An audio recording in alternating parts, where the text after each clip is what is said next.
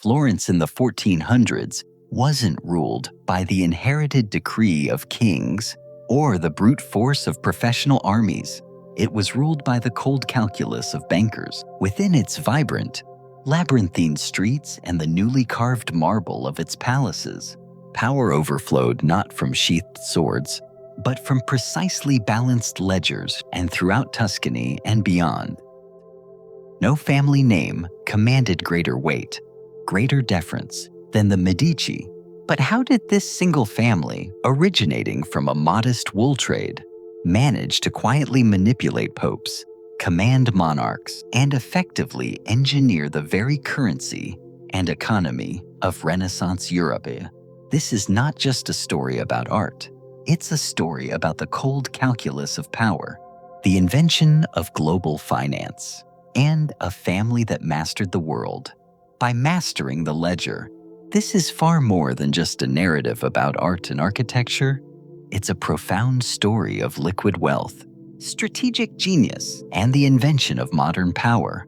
The Medici created financial systems so revolutionary and advanced that they silently rewired the economic engine of the Renaissance, funded the birth of international banking, and fundamentally transformed the Catholic Church's relationship with material wealth forever.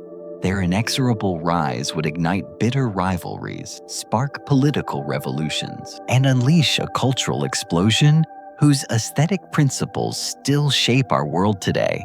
This is the saga of the Medici Dynasty that leveraged money and intellect to turn the small Republic of Florence into the enduring heart of the Renaissance. The Medici story begins far from the magnificent palaces and soaring galleries that would one day bear their golden crest. It starts in the rugged countryside of Mugello, a small, secluded valley region north of Florence, where the family lived as minor, unremarkable landowners toward the end of the 13th century. Mugello was a quiet, provincial place of farmers, dedicated artisans, and constrained local trade. From these unassuming beginnings, the Medici line grew, taking its name from the Italian word for doctors, a reference almost certainly derived from ancestors who practiced medicine or apothecary work. At the time, such a profession commanded a certain respectability, a reputation for precision and knowledge, but offered absolutely no promise of massive wealth or political sway. Yet, the combination of disciplined education, precise calculation, and the necessity of public trust that marked their early trade subtly foreshadowed the calculated approach that would later define their entire dynasty. As the 1300s unfolded, Florence emerged as one of Europe's most dynamic, complex, and furiously competitive city-states. It remained a republic in name, a theoretical democracy ruled by an intricate, revolving network of councils and powerful trade guilds rather than hereditary nobles. Prosperity arrived not through military conquest, but through the sophisticated machinery of banking, large-scale wool production, and aggressive maritime commerce. For ambitious families like the Medici, the city offered social and economic opportunities entirely unavailable to the stagnant, rural aristocracy.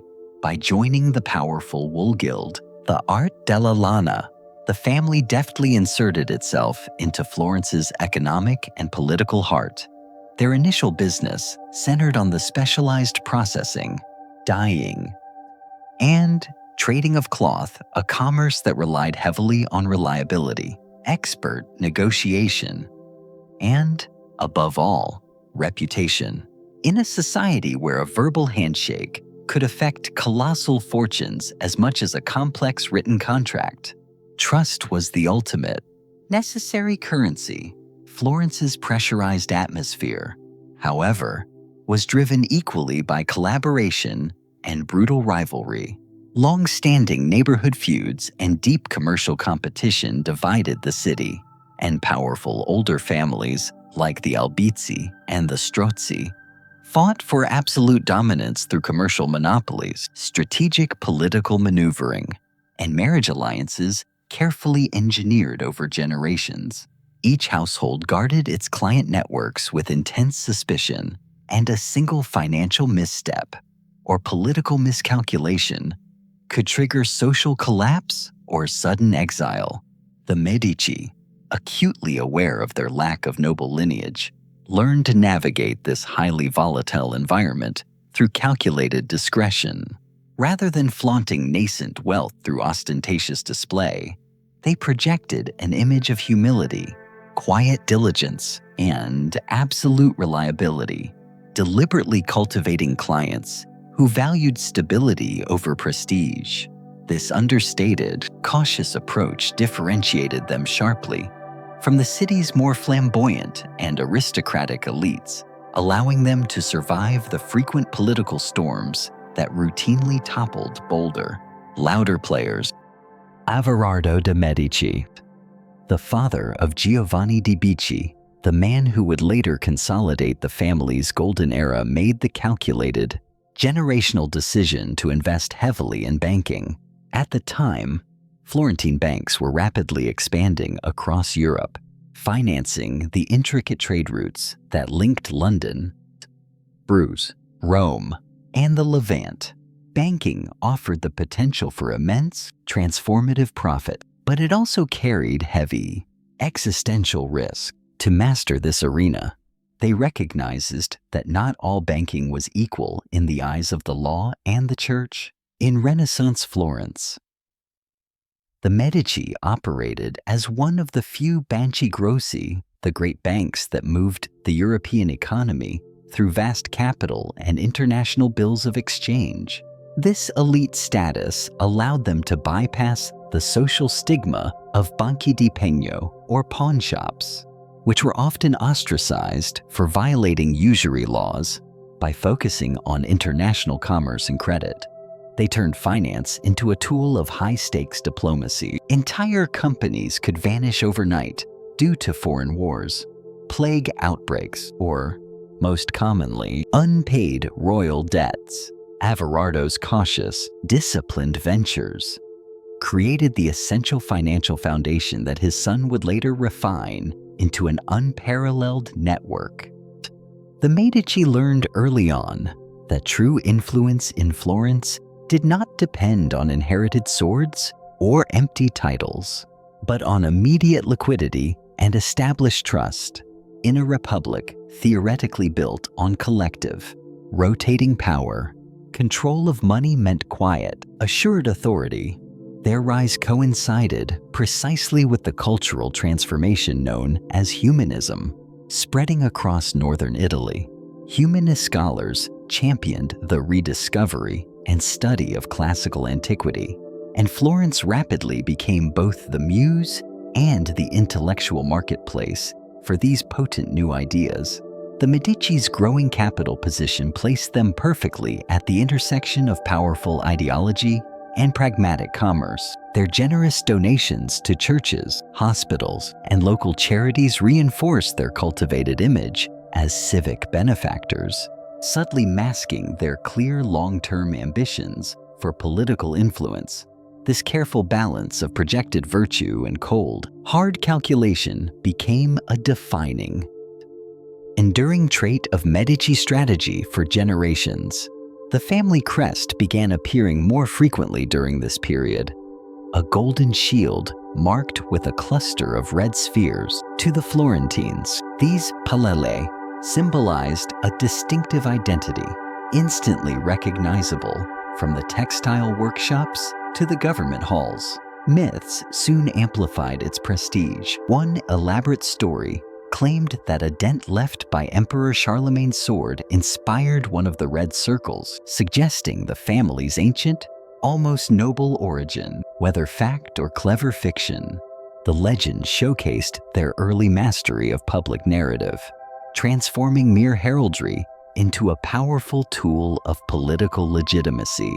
By the early 1400s, the Medici name carried significant weight beyond the textile ledgers. They possessed financial resources broad enough to influence crucial civic loans, sponsor chapels, and engage in large-scale international financial operations. What began in the quiet valleys of Mugello had evolved into a tightly knit network capable of shaping the economic pulse of Florence. The dynasty was no longer merely a family of capable traders, but an emerging, formidable force in European finance, quietly preparing for a century of unparalleled ascendancy.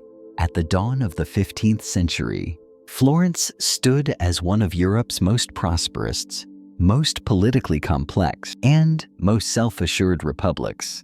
The streets were relentlessly crowded with merchants, bankers, and highly skilled artisans who treated trade and negotiation as both a craft and a constant contest.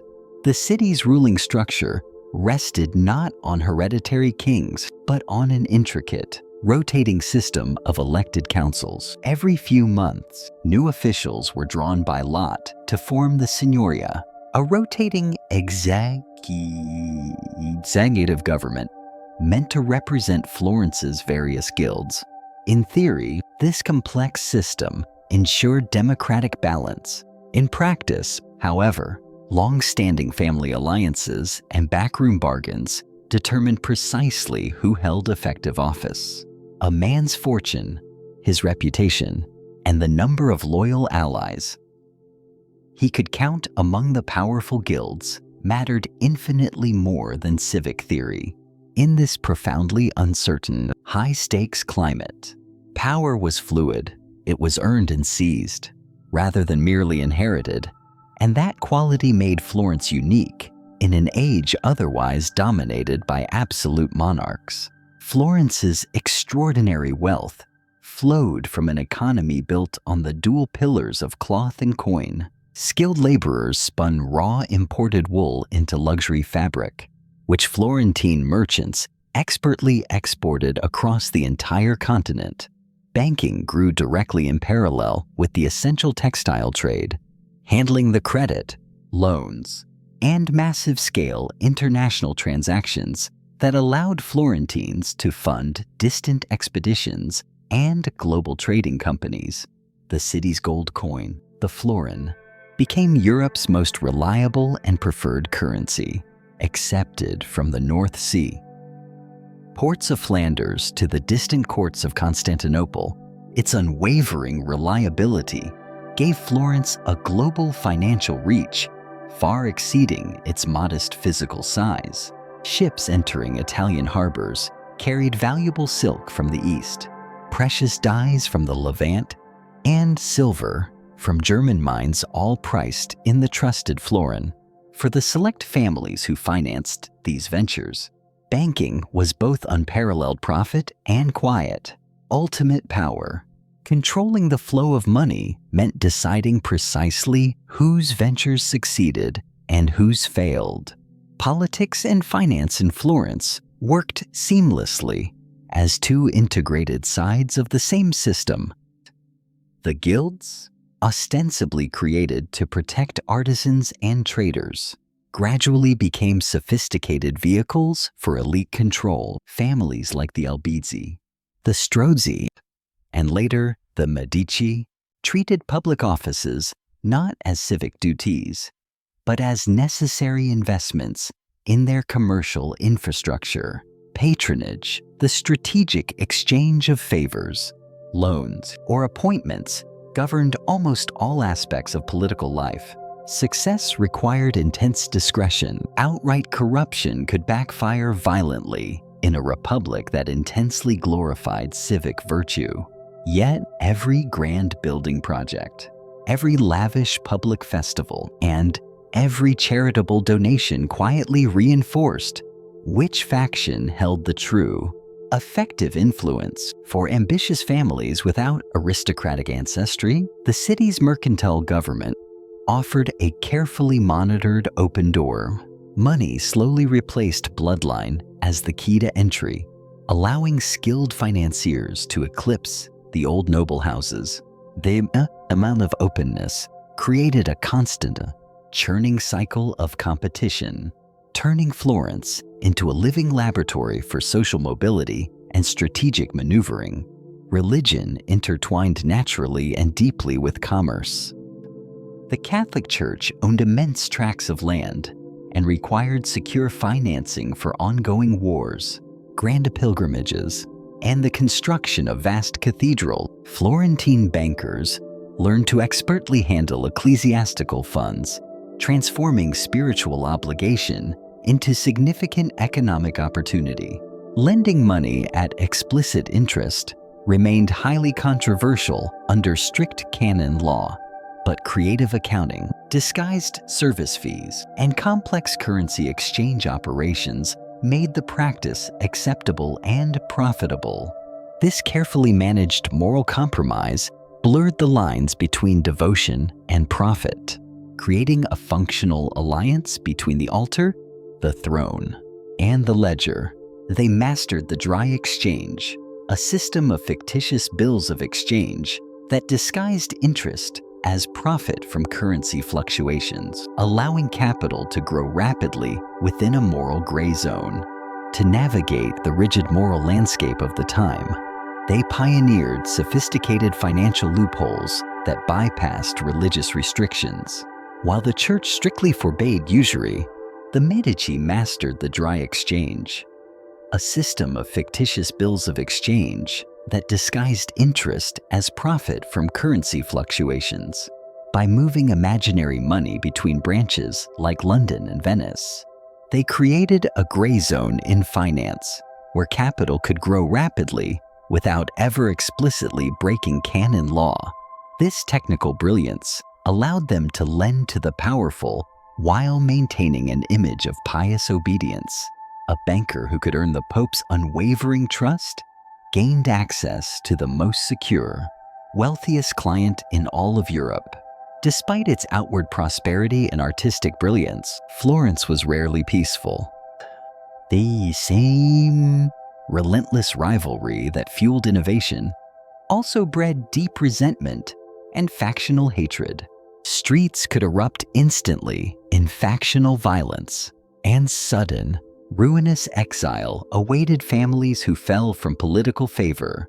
Artisan workshops stood immediately beside palaces, fortified like medieval castles, grim reminders that artistic talent and brutal political ambition lived side by side. Paradox defined the city, immense, boundless creativity amid deep instability. Civic freedom built paradoxically on ruthless economic control. Yet this volatile environment rewarded talent, flexibility, and risk much more than rigid tradition. A clever merchant could become a statesman, and a strategic banker might quietly shape the destiny of European empires. For the Medici, Florence's unique mix of liberty, wealth, and danger created the perfect high-stakes arena. Their generational challenge was to master its complex rules, leverage its existing networks, and transform mere opportunity into dynastic permanence. As trade routes expanded and Florence's name echoed across every major European market, Giovanni di Bicci de' Medici prepared to use this restless, ambitious city as the launch platform for a financial revolution that would reach across the entire continent. Giovanni di Bicci de' Medici was born in 1360 into a family that had gained local, respectable footing in Florence's profitable wool trade, but was still decades away from true political power. He grew up in a city where fortunes could rise or violently collapse within a single season, and he studied carefully how the city's power brokers gained and maintained their influence. When he inherited a small, existing banking operation, he set out to strengthen it, not through dangerous speculation or reckless ostentation, but through methodical discipline. He applied arithmetic precision to every account and treated reputation not just as a side asset, but as essential capital in a trade that depended utterly on confidence and trust. Attention to the smallest detail could mean the difference between permanent solvency and utter, immediate ruin. Those who dealt with Giovanni found him measured and cautious in speech and rigorously deliberate in judgment, qualities that won him both reliable clients and necessary political discretion. Florence's entire economy relied heavily on confidence, and Giovanni intuitively understood that banks thrived only when people absolutely believed their money was safe. He diligently avoided large, risky loans to volatile princes who were prone to default, steering clear of the dangerous, aggressive politics that had historically bankrupted rival houses. Instead, he meticulously built modest but steady, reliable partnerships across Europe. Branches of the Medici Bank quietly appeared in the critical commercial centers of Venice, Rome, and Geneva, later extending its reach to London and Bruges. These outposts created one of the earliest, most reliable, and most organized financial networks in the Western world. Medici pioneered an early version of the holding company. By structuring each branch as a separate legal partnership, they ensured that a collapse in London or Bruges wouldn't trigger a domino effect across their entire financial empire. Furthermore, they revolutionized corporate safety by inventing an early version of the holding company. Unlike previous Florentine banking houses that operated as a single, vulnerable entity, the Medici structured each foreign branch as a separate legal partnership. By acting as a central hub for these independent subsidiaries, the Medici ensured that the collapse of one branch, be it through a royal default in England or a plague in Bruges, would not trigger a domino effect across the entire empire. This was decentralized risk management centuries before its time. This global dominance was managed with surprising efficiency and a lean workforce. At the height of the early expansion in 1402, the entire Medici Empire functioned with a mere 17 employees, with only 5 dedicated to the central hub in Florence. To maintain this tight control, the family enforced a draconian code of conduct. Branch managers were often forbidden from leaving their posts, even for local fairs, and were strictly prohibited from entertaining women or boys at their residences. A merchant in England could deposit funds in the London branch and securely withdraw them in Italy through sophisticated letters of credit, a system that drastically reduced the need to transport vast quantities of physical gold across bandit-infested or hostile borders. The unwavering reliability of these instruments made the Medici name synonymous with security and innovation. Rome, however, became the single most strategic branch by offering careful, discreet financial management to the complex papal court. Giovanni gained what every European banker desired most: the absolute trust of the church. The Medici Bank handled the immense papal accounts, managing vast collections and disbursements that reached across all of Christendom.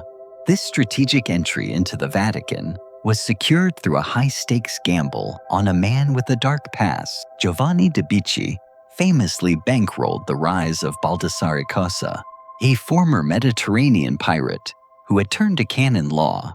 When Cosa was crowned at Pope John III in 1410, the Medici Bank gained unprecedented access to the Vatican's coffers, effectively becoming God's bankers and securing a foothold in the church's finances that would last for generations. This contract yielded enormous, dependable profit, but Giovanni presented it publicly as necessary service rather than financial conquest. He carefully framed his success in moral language, claiming that sound, disciplined finance was a necessary civic duty. That posture helped him successfully navigate Florence's Republican sensibilities. The Republic's sympathy still leaned heavily against overt, aggressive displays of greed or excess. Even as his wealth dramatically accumulated, Giovanni cultivated an outward appearance of austere restraint. His home remained relatively simple, and his clothing signaled conservative restraint rather than high rank. In strategic speeches before guild members, he emphasized diligence, piety, and public service, successfully presenting himself as a servant of the city's collective good. Behind this manufactured humility was a sharp, strategic awareness. Open arrogance could instantly provoke ruinous jealousy in a community where rival families watched every single transaction. His careful demeanor embodied an ethical code he later urged his sons to follow. Avoid arrogance, preserve humility, and never provoke envy. The phrase became an unofficial motto of Medici practice, blending financial prudence with quiet, absolute control. Giovanni's financial sense extended far beyond mere balance sheets. He lent generously to critical civic projects, repairing essential roads, sponsoring important religious festivals, and supporting local charities. These gestures successfully built enormous public goodwill and positioned his family as essential benefactors of civic life. One such crucial effort involved providing the necessary funds that helped sustain the colossal work on Florence's cathedral dome, an architectural enterprise that symbolized both spiritual faith and fierce civic pride. Though the Medici name did not yet overtly crown its facade, the family's resources ensured that the project endured through years of financial uncertainty. This connection invisibly wove their legacy into the city's most visible, enduring monument. When Giovanni died in 1429, Florence had already begun to silently orbit his influence. Through unrelenting prudence and exceptional credibility, he transformed a modest enterprise into Europe's most powerful, reliable financial network. The Medici Bank served merchants, monarchs, and popes alike, creating an invisible, powerful structure of financial dependence around the city's political institutions. Giovanni left behind not a temporary throne or an army, but a functional mechanism for control, so stable that his descendants could effectively rule Florence without ever claiming to rule it outright. His reserved style became the indispensable template for a dynasty that learned to govern by credit rather than decree. Cosimo de' Medici, born in 1389, entered a household already touched by immense wealth, but guided strictly by restraint. His father, Giovanni de' Medici, had instilled in him the essential method for survival in Florence's unstable republic: stay quiet, build profound alliances, and let others speak your name. Cosimo absorbed that foundational approach, yet understood that money alone could not sustain power indefinitely. What he inherited was not only a bank, but a complex network utterly dependent on continued confidence. He recognized that lasting influence in Florence required subtle, flawless organization, placing partners, critical clients, and loyal friends where they could act decisively without overt display. From his earliest years, he seamlessly combined financial precision with the calculated patience of a man studying the city's complex, volatile rhythms before subtly shaping them. When Giovanni died in 1429, Cosimo instantly assumed control of both the family and the fortune. The Medici Bank at that point expertly handled accounts from across Europe, financing grand trade ventures and vital papal expenses alike. Cosimo saw opportunity in consolidation and refinement rather than expansion for its own sake. Under his meticulous direction, every distant branch operated with strict accountability, and the enormous profits were strategically reinvested through loans to essential merchants and foreign governments. These strategic transactions created a powerful, silent dependency. Those indebted to the Medici rarely found themselves in opposition to them in council. Within a few short years, Florence's commercial class found itself intricately tied to Cosimo's success, and his quiet voice carried undeniable weight in every major civic decision. Yet, his influence remained almost entirely informal, operating through personal loyalty and economic obligation rather than official decrees. The city's entrenched ruling elite, especially the powerful Albizzi family, viewed such relentless leverage as an existential threat to republican balance. In 1433, they used their temporary control of the signoria to formally accuse Cosimo of manipulating the state. He was imprisoned in the Palazzo Vecchio, the governmental seat, awaiting a politically charged trial that could have easily ended his career or his life. Cosimo's response perfectly reflected the trained caution and resourcefulness of a master banker. Through discreet intermediaries, he secured his immediate safety with calculated payments and binding promises, ensuring that those who sat in judgment also owed him. Exile to Venice replaced execution, and while away, he used negotiation and strategic alliance building to strengthen his position. The following year, when political winds inevitably shifted, Florence desperately called him back. Crowds welcomed his triumphant return, and the Albizzi faction was quietly and permanently removed from power. From that moment forward, the Republic officially operated under his meticulous design. Officially, it remained a government of elected citizens. Unofficially, it was a finely tuned system, balanced entirely on Medici confidence. Cosimo governed through profound patience and strategic patronage rather than direct command. He funded massive public projects that offered visible proof of prosperity while cleverly allowing others to claim credit. Churches, monasteries, and hospitals across Florence bore the unmistakable mark of his financial assistance. Among them, the Church of San Lorenzo became his favored commission, rebuilt with a sense of proportion and restraint that perfectly mirrored his political philosophy, order disguised as simplicity. He sponsored comprehensive libraries and financed crucial translations of Greek manuscripts, acts that bound his family's name to intellectual culture and wisdom rather than mere commercial profit. Architects and artists found in him a steady, reliable sponsor who valued continuity and civic function as much as pure beauty.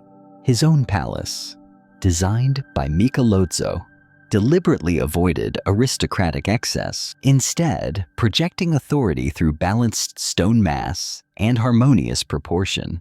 The palace stood not as a fortress, but as a blueprint for the modern, civic-minded home of leadership. Cosimo's home rapidly became a crucial meeting point for Europe's leading scholars and humanists. Men like Marsilio Ficino gathered there, discussing Platonic philosophy, while quietly shaping the very thought that came to define the Florentine Renaissance.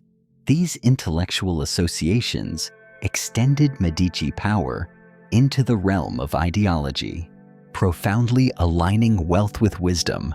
Even at the height of his silent influence, Cosimo often traveled the streets without guards and consistently referred to himself simply as a citizen of Florence. Such modest presentation masterfully concealed the reality that every major civic decision passed directly or indirectly through his powerful network.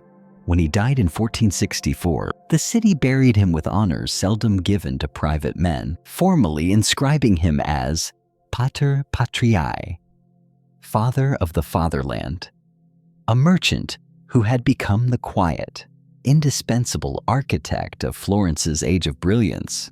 Under Cosimo de' Medici's patient, guiding leadership, Florence rapidly evolved from a complex commercial republic into the intellectual and artistic center of Europe. Trade and finance funded its enduring prosperity, but art defined its global identity. Cosimo astutely recognized that commissioning grand architecture and monumental sculpture could express civic legitimacy and permanence as effectively as any official decree. In a republic without hereditary monarchs, grandeur had to appear shared in public, not imposed in private. Public buildings, critical churches, and civic monuments became powerful symbols of stability and faith in the city's collective destiny. Beyond these public monuments, Cosimo used art as a sophisticated form of personal propaganda. In a masterstroke of soft power, he commissioned works that portrayed himself as mythological figures like Orpheus, subtly merging his public identity with the divine and the timeless. Every artistic project served a vital dual purpose: enriching Florence's cultural life and reinforcing the quiet, pervasive influence of the Medici. Patronage for the Medici was a sophisticated form of investment, measured not only in gold spent, but in the loyalty it generated among key citizens and the gratitude it inspired across Europe. The spectacular transformation of Florence's skyline began decisively with Filippo Brunelleschi, a highly skilled goldsmith turned architect whose extraordinary ingenuity solved the greatest technical puzzle of the 15th century. When work on the massive cathedral of Santa Maria del Fiore stalled, Brunelleschi devised an innovative, self-supporting system of interlocking ribs that allowed the gigantic dome to be built without external scaffolding, a feat unheard of since antiquity. Construction began under his passionate supervision, backed by steady Medici funds and unwavering civic determination. The completed structure instantly became a potent statement of Florentine skill and divine favor, a symbol that resonated powerfully well beyond Tuscany. Its vast scale and mathematical precision revealed precisely how art and engineering could merge into a single, audacious pursuit of perfection. Even centuries later, the geometry of the dome continues to intrigue modern architects. Its precise construction methods are still studied but have never been fully replicated.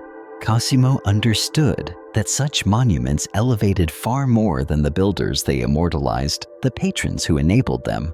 He commissioned Michelozzo di Bartolomeo to design the Palazzo Medici, a residence that consciously defined a new urban aesthetic. Its restrained, rusticated stone facade deliberately avoided aristocratic excess, projecting authority through intellectual balance and impeccable proportion. The building's designs, with its open central courtyard and harmonious classical arcades, embodied the ideals of human order and rationalism that Renaissance thinkers celebrated. Everyone who passed its gates could read its message. That power, when moderated by intellect and dedicated to civic duty, could align seamlessly with the city's highest ideals.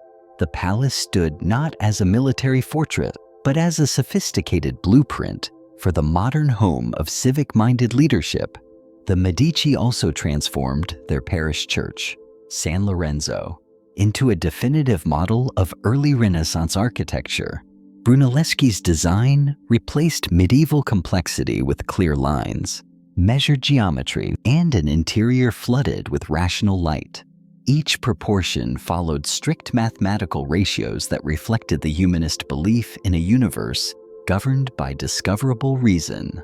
Within these measured walls, tombs and chapels bearing the Medici name quietly reminded worshippers that faith and family honor were inextricably intertwined. Artworks commissioned for the church further reinforced this link between spirituality and public virtue, turning a space of devotion into an emblem of Florence's artistic rebirth.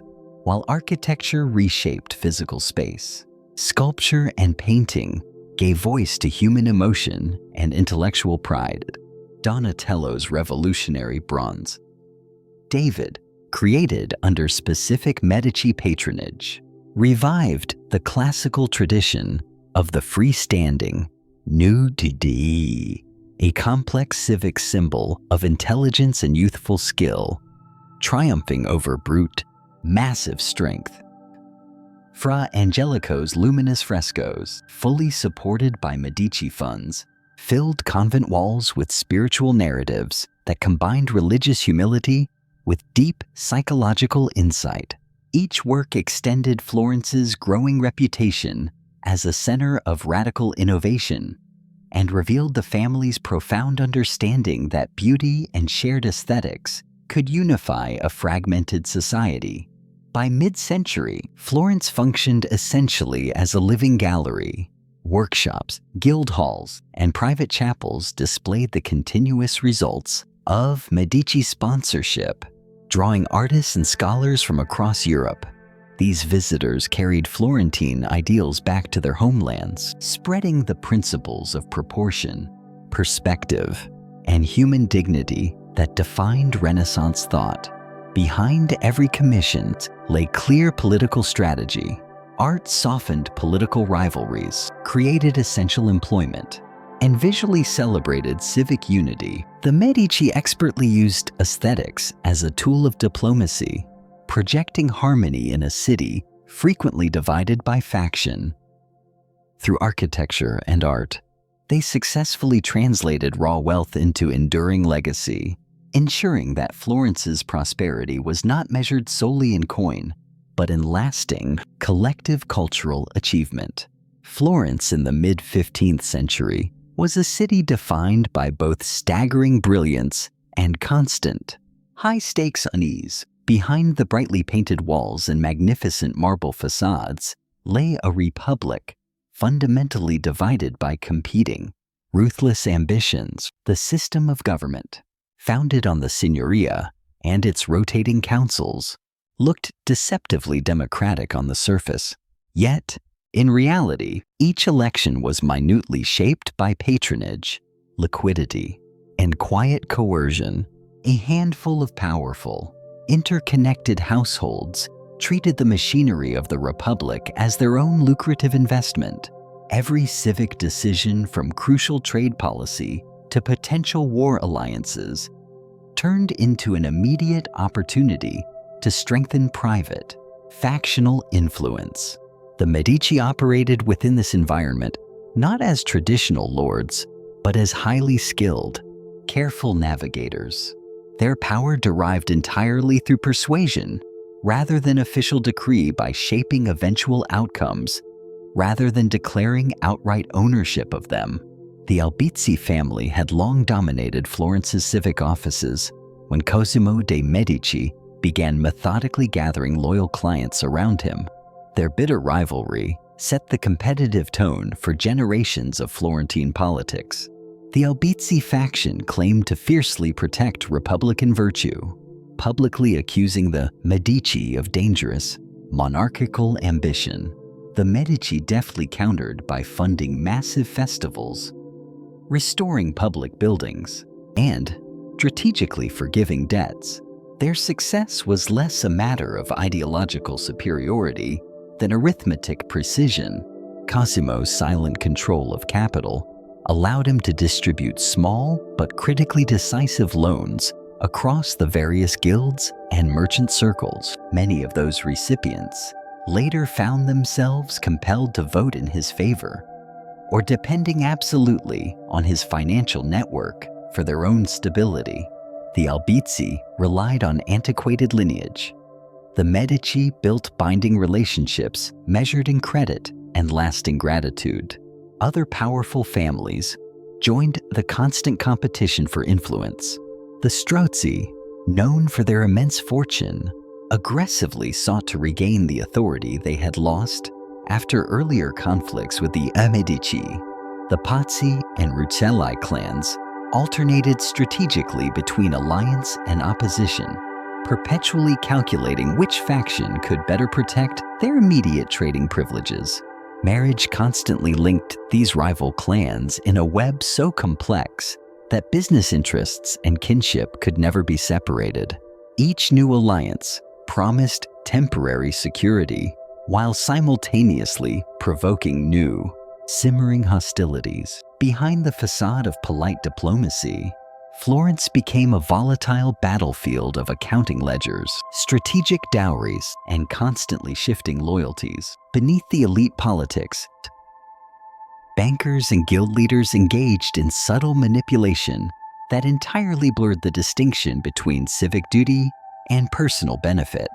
Clergymen used their pulpit influence, shaping public opinion with persuasive sermons about virtue and corruption.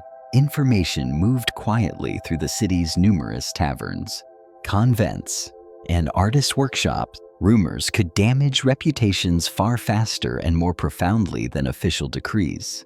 To remain ahead, the Medici relied heavily on sophisticated informants who tracked discussions not only in Florence, but across the Italian peninsula.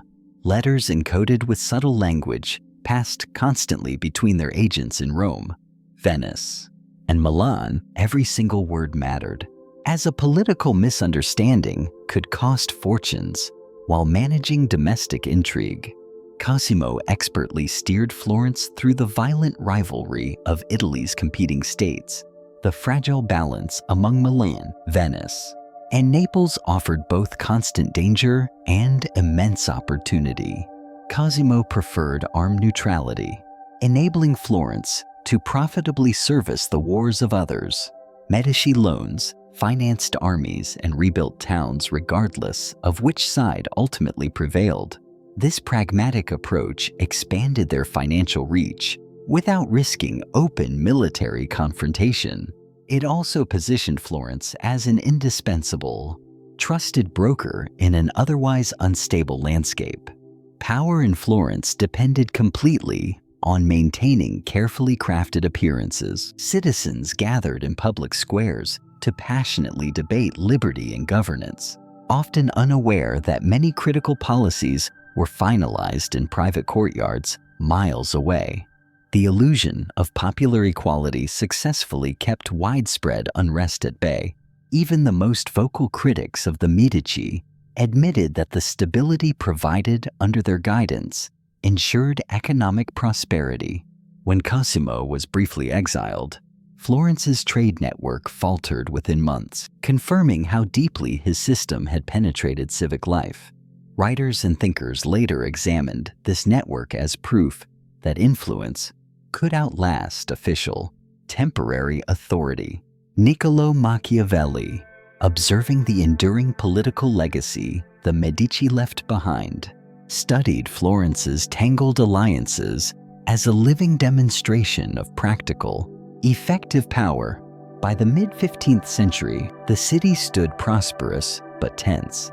Behind its brilliance, unspoken rivalries awaited their next turning point, paving the way for a new leader who would transform Medici influence into open, acknowledged dominance.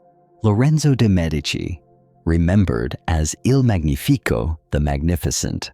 Lorenzo de' Medici was born in 1449, the privileged grandson of Cosimo, into a city already profoundly shaped by his family's discretion and massive wealth.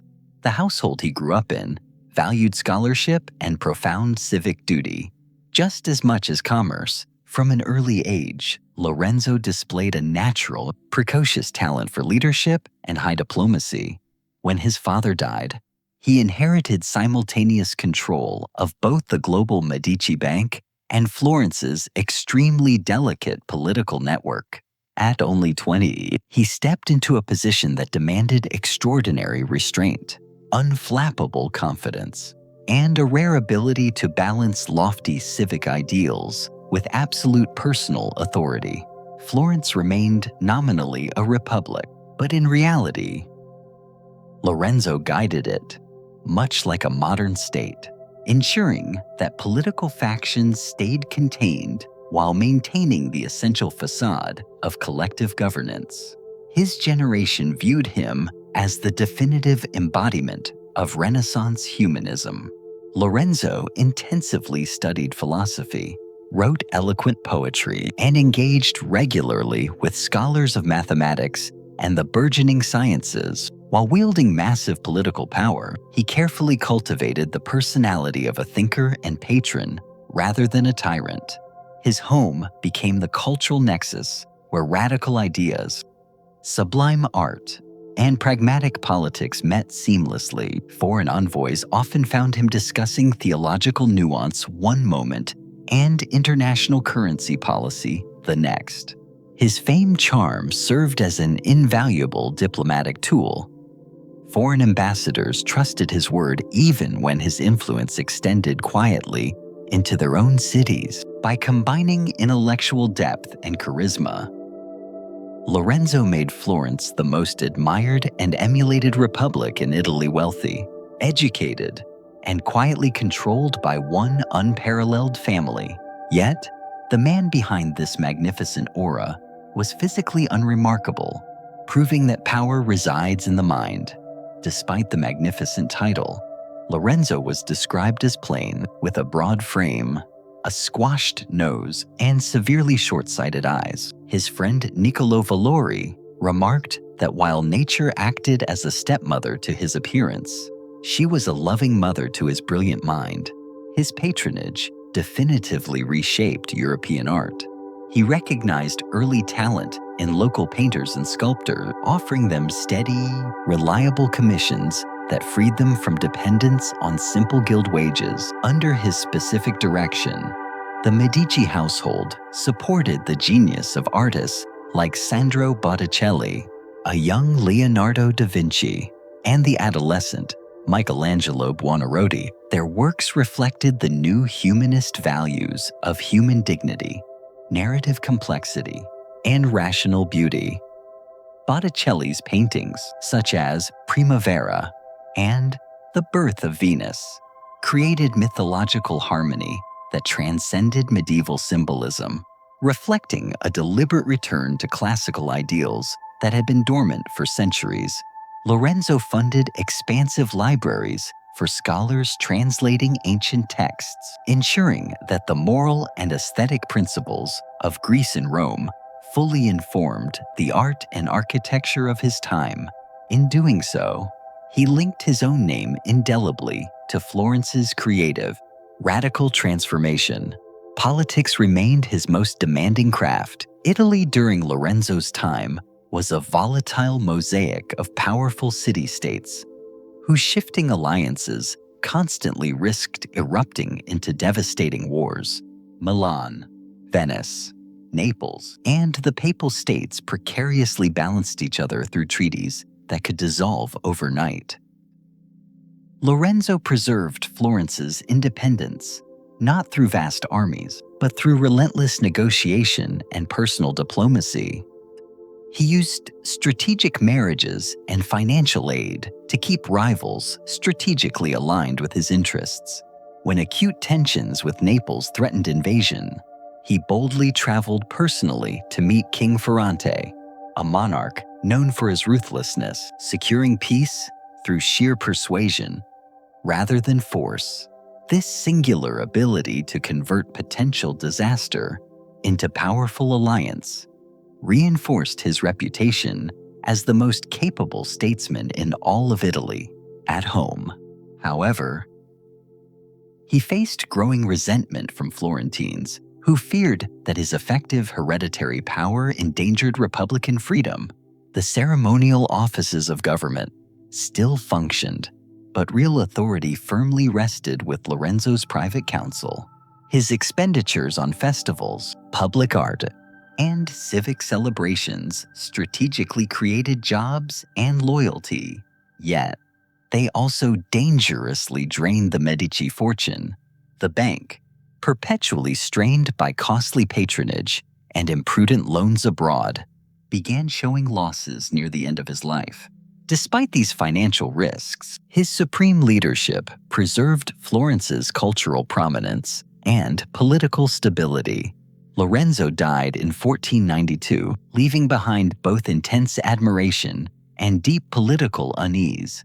The city he ruled had prospered under his steady hand, and many legitimately feared what would follow without his mediation. Even his former adversaries quietly acknowledged that the delicate balance of Italy's peace had rested largely on his personal diplomacy. In the years immediately after his death, that peace catastrophically collapsed, proving how completely he had personified the system he built.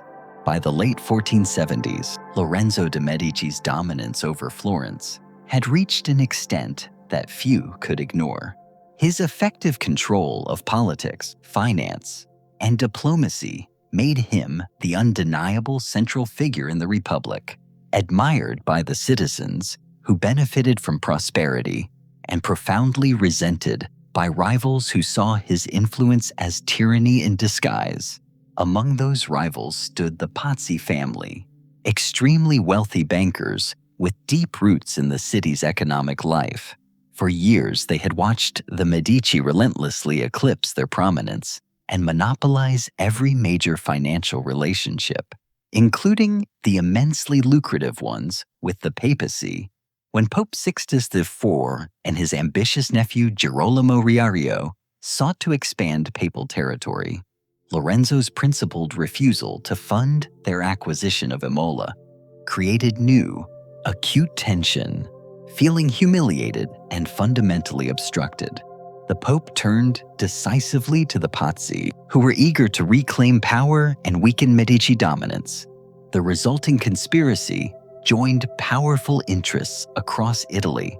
The Pazzi leadership believed that removing Lorenzo and his charismatic younger brother Giuliano would violently destabilize Florence overnight, allowing them to seize critical government offices before the Medici loyalists could possibly react. With tacit papal approval and the promise of crucial outside support, the plan evolved from rumor to detailed, visceral choreography. Weapons were acquired under the guise of ceremonial preparation, and assassins were strategically placed where the brothers were expected to appear. The chosen moment carried both opportunity and profound gravity. Easter Sunday, April 26, 1478, during High Mass at the Cathedral of Santa Maria del Fiore, the vast space promised confusion, and the presence of numerous clergy masked the conspirators' murderous intent. That morning, Duomo Cathedral was filled with Florence's leading citizens. As the sacred host was lifted, signaling the height of the ceremony, the attackers lunged. Giuliano, completely surrounded and unarmed, was struck repeatedly with knives and died within moments. Lorenzo, though grievously wounded, managed to defend himself long enough for loyal supporters to escort him into the nearby sacristy. They immediately barricaded the heavy wooden doors while chaos and terror spread through the nave. Within minutes, news of the assault reached the crowd outside, and panic instantly turned into unified anger. Bells rang across the city as citizens gathered, uncertain whether a domestic coup or a foreign invasion had begun. Florence's reaction was swift, unified, and brutal. Members of the government, many indebted to the Medici, declared the Pazzi traitors. The conspirators who remained in the city were relentlessly hunted down.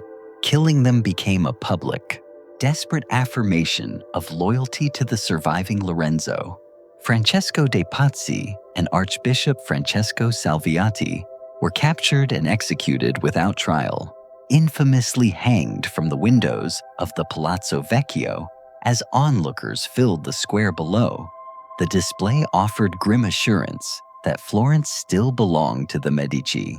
Within hours, the uprising that sought to depose Lorenzo had instead destroyed one of the city's oldest, most powerful families. But the city's thirst for vengeance went far beyond mere executions, descending into a spectacle of ritualistic terror. The surviving conspirators were subjected to a visceral public erasure.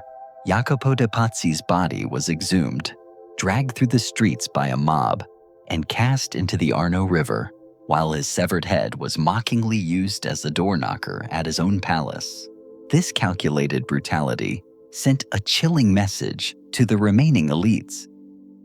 To strike at the Medici was to invite a wrath that transcended death itself.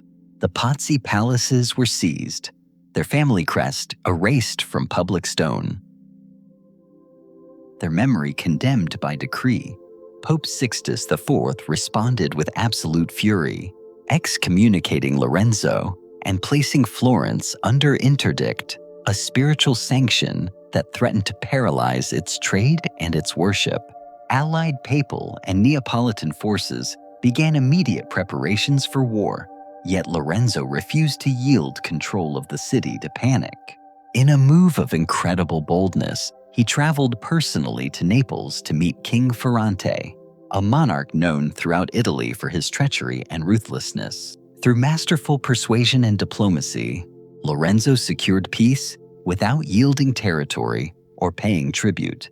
His composure and strategic brilliance during this profound crisis turned him from a civic leader into a national, legendary figure. When Lorenzo de' Medici died in 1492, Florence lost the careful, strategic balance that had protected it through decades of rivalry and external pressure. His government had maintained peace between Italy's competing powers, preserved Florence's independence, and shielded the city from foreign exploitation. His death left a political void that demanded both unique skill and extraordinary restraint to fill. The leadership passed to his eldest son, Piero de' Medici, who was 21 and dangerously unprepared for the colossal weight of responsibility that came with his inheritance.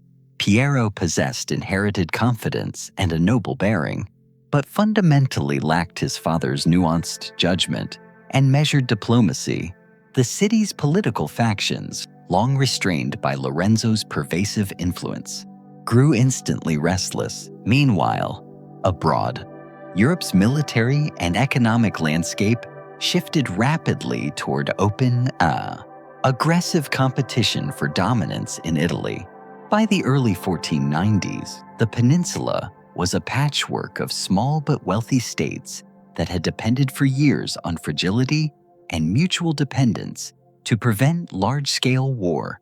The death of Lorenzo coincided with growing ambition across the border. In France, King Charles VIII saw an immediate opportunity to revive his country's old claim to the Kingdom of Naples, a campaign that would require marching directly through Tuscany. The Italian states hesitated to resist. Milan foolishly invited the French king to advance southward in order to strategically weaken Naples, entirely unaware that the move would shatter the balance of power that had kept Italy relatively stable for half a century. When Charles VIII crossed the Alps in 1494, tens of thousands of professional troops followed him, an organized force larger and more heavily armed than any Italy had faced since antiquity. Town after town instantly surrendered or nervously opened its gates. As the massive French army approached Florence, panic gripped the Republic's leaders. Rather than assembling resistance, Piero chose immediate negotiation without consultation. Seeking desperately to protect his personal property and position, he met the king and offered the keys to Florence's fortresses, along with hostages and much of the city's riches. The arrangement avoided immediate conflict, but it utterly destroyed his standing at home. To the citizens, it appeared that Piero had submitted their hard-won independence for his personal safety. When news of his concessions reached Florence, immediate outrage followed. Crowds filled the streets demanding accountability. The people who had once trusted the Medici as guardians of stability now viewed them as traitors. Mobs stormed the family's main palace, emptied its vaults, and tore down Medici symbols from public buildings. The Signoria declared Piero unfit to rule, and within days, he fled the city with his brothers and loyal retainers. Exile turned him into a wandering figure, stripped of both wealth and allies. The dynasty that had set the course of Florence's prosperity collapsed in a matter of weeks. With the Medici gone, the Republic hastily re-established its institutions and embraced a new spirit of radical reform. Into this deeply unsettled atmosphere stepped the Dominican friar Girolamo Savonarola. His sermons spoke powerfully of divine judgment and the moral corruption that had stained Florence's soul under the Medici. Crowds filled the vast cathedral to hear him passionately denounce greed. luxury, and moral decay, he promised that Florence could become a model of Christian renewal if it immediately rejected material excess and returned to spiritual discipline. Under his intense influence, the city transformed its fierce civic pride into religious fervor, dismantling many of the Renaissance ideals that had defined it under Lorenzo. Religious processions instantly replaced secular festivals, and fiery sermons replaced musical performances in the main squares. Savonarola's power rested on charisma and fear in equal measure. Standing in the pulpit of San Marco, and later in the cathedral, he spoke for hours, denouncing the excess of rulers and clergy alike. He targeted the Medici explicitly by name, accusing them of turning Florence into a nest of vanity and greed. Under his zealous influence, the city's republican institutions took on a new, theocratic form.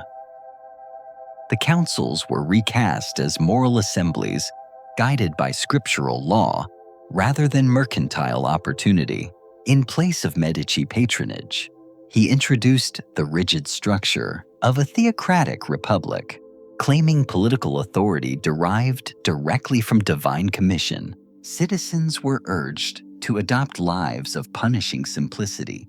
No gambling, no extravagant banquets, no ornaments that reflected pride were permitted. Youth brigades formed neighborhood watches to enforce virtue, visiting houses and shops to publicly collect objects associated with vice. By early 1497, the movement reached its symbolic, terrifying height in the Piazza della Signoria. On the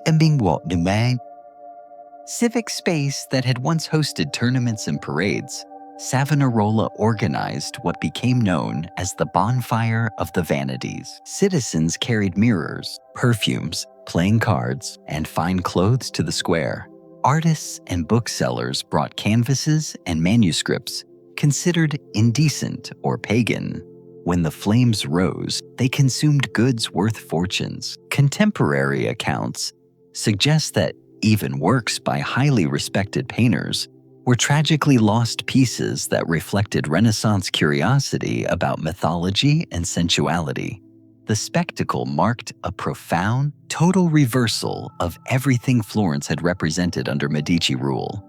A city praised globally for celebrating human brilliance now sought redemption through deliberate destruction.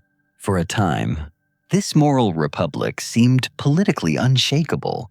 Savonarola's confidence swelled as his following enlarged.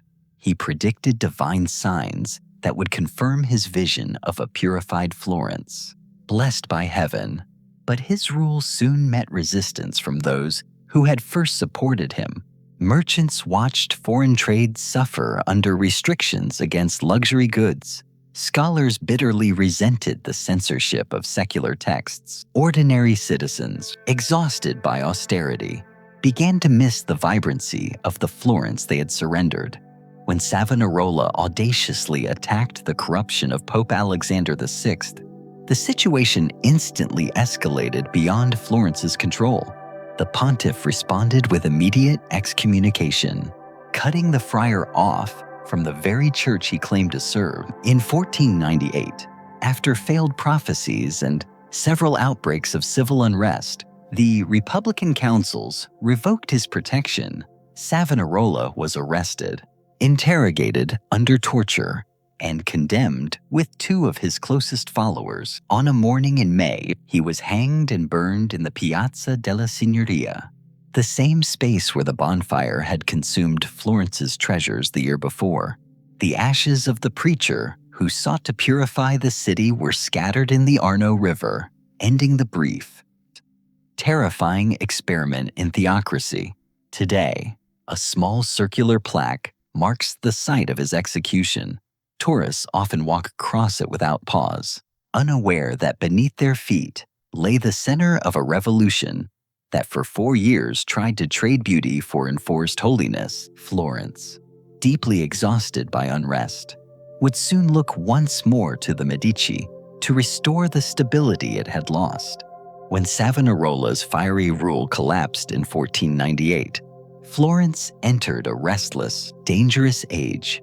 Governments rose and disintegrated in quick succession, each one promising stability and delivering chaos. Republican councils argued endlessly, foreign armies marched repeatedly through Tuscany, and Florence's claim to independence shrank with every new crisis. In exile, scattered across Rome, Venice, and even France, the Medici family watched closely. They had lost everything once, but their vast network of bankers, clergy, and allies remained fundamentally intact. That network slowly began to tighten around a single, pivotal figure, Cardinal Giovanni de' Medici, the second son of Lorenzo the Magnificent. Giovanni had grown up in the shadow of Florence's golden age and carried both its prestige and its scars. Educated within the church from a young age, he maneuvered through the papal courts with a strategic patience his father would have admired. As Florence struggled desperately to keep its fragile republic alive, Giovanni found his opportunity in Rome. He built crucial friendships with powerful cardinals, aligned himself with the ambitions of Pope Julius II, and quietly bided his time while foreign kings fought to divide Italy. By 1512, circumstance finally turned decisively in his favor. That year, Spanish troops loyal to the Pope marched into Tuscany under the explicit banner of restoring order. Behind this military front stood sophisticated Medici diplomacy. Through promises of stability and religious alignment with Rome, Giovanni persuaded both Julius II and Spain's Ferdinand of Aragon that Florence's republican experiment had become a dangerous threat to Italian unity. The campaign was swift and decisive. In the late summer of 1512, Medici loyalists entered Florence without widespread destruction. Striking contrast to earlier upheavals, the republic collapsed. And Giuliano de' Medici, Giovanni's younger brother, rode into the city at the head of a ceremonial procession. For many Florentines, that day marked a familiar, welcome rhythm returning. They watched banners bearing the Medici insignia cross the Piazza della Signoria, recalling the order and prosperity of Lorenzo's time. Publicly, the brothers vowed not to restore tyranny, but to safeguard religion, commerce, and civic peace. Behind this image of moderation, the family worked with characteristic precision. Former Republican officials were quietly removed or strategically reassigned. Medici loyalists took key offices in finance, trade, and city defense, ensuring that influence flowed through familiar channels once again. Florence, deeply weary of constant turmoil, accepted the trade, stability in exchange for a freedom that had never truly felt secure. The Medici also knew that healing their public image required more than raw power. They turned again immediately to art, education, and religion, funding the repair of churches damaged during the years of unrest. Scholarships reopened at the University of Florence, drawing new scholars inspired by the city's earlier Renaissance glory. Streets that had fallen into neglect were repaired under Medici-sponsored construction programs, visible reminders that the family intended to rebuild both stone and spirit. Giuliano's soft-spoken nature became the public face of these reforms, while Giovanni, still strategically in Rome, prepared for his next transformation. In March 1513, Giovanni's election as Pope Leo X carried the family's return beyond Florence. A banker's son, once branded as a corrupt exile, now held the papal throne, the ultimate statement of restored, transcendent power. From his seat in the Vatican, Leo extended Medici influence across Europe through strategic papal appointments and vast patronage. His papacy funneled immense resources and prestige back to Florence, intimately linking the city's future with the church itself. The Medici presented their rule not as political domination, but as divine providence, fulfilled through service and faith. Florentines, even those once skeptical, sensed the inevitability of the dynasty. During the years of exile, loyal families had hidden portraits and coins bearing the Medici crest, keeping them safe until return felt possible. When the brothers re-established control in 1512, those tokens reappeared in homes and workshops as if no time had passed. Loyalty that had gone underground emerged into daylight, and with it, Florence's long partnership between money, art, and religion began anew. From that moment, the Republic was finished in practice. If not in name, power in Florence once again converged absolutely on the Medici. Yet this restored dynasty carried deep lessons from its downfall. Govern quietly, rule through faith, and anchor authority in the structures of culture and belief. As Pope Leo XIII guided the church from Rome and Giuliano represented the family within Florence's walls, the Medici transformed their comeback into something far greater than mere political survival. It became a rebirth of their dynasty, strategically positioned at the meeting point of papal ambitions, European power, and the city that had always been truly theirs. In March 1513, Cardinal Giovanni de' Medici rose dramatically from the ranks of Florence's exiled bankers to become Pope Leo XIII, the first member of his family to occupy the papal throne. His coronation represented much more than personal success. It was the ultimate, transcendent validation of the Medici method, the conversion of vast money into spiritual and political power, and that power into dynastic permanence.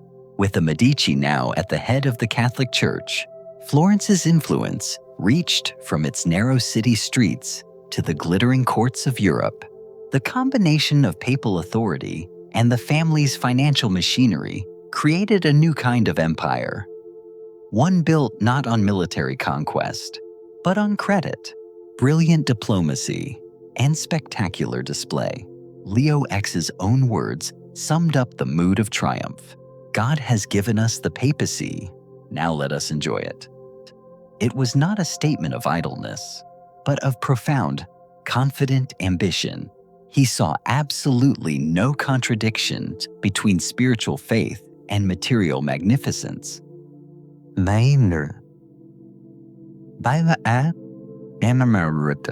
Long a seat of politics and theology, became under his energetic direction a spectacle of unparalleled artistic achievement.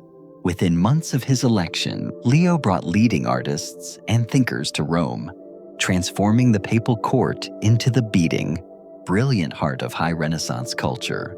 Raphael was commissioned to decorate the papal apartments with harmony and grace that symbolized divine order embodied through human art. In the same span of years, Michelangelo received essential instructions to design the Medici tombs in Florence and contribute to the ongoing, massive construction of St. Peter's Basilica. Under Leo's guidance, Rome presented itself as both the eternal city and a living gallery, a direct reflection of the family's belief that beauty and intellect validated ultimate authority. This cultural revival had clear political logic. A glorious Rome strengthened Leo's hand significantly in negotiations with monarchs who ruled by sword rather than sermon. He reinforced key alliances with Francis I of France and carefully maintained communication with Emperor Charles V, ensuring that the Medici position in Tuscany remained politically secure. Every fresco, every elaborate ceremony, and every architectural project doubled as diplomacy.